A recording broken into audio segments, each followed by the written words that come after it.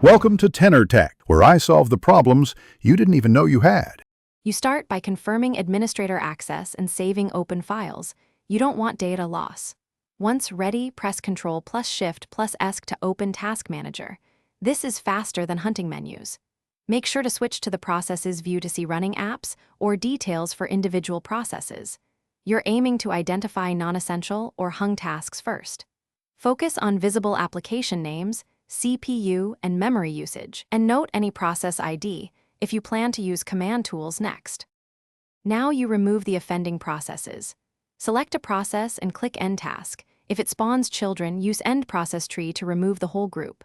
Once done, assess whether anything reappears.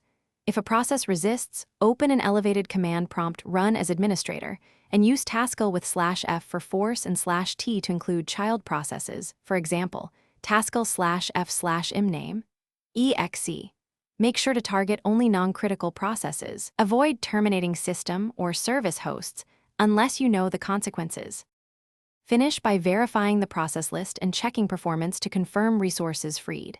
If user interface elements remain locked, restart Windows Explorer from Task Manager's Processes tab to refresh the desktop. Once done, make sure all expected apps reopen cleanly. If a process cannot be terminated, commonly protected system services, reboot into safe mode, or stop the associated service via services. MSC with admin rights. One key troubleshooting tip. If Taskle fails, boot to safe mode to remove.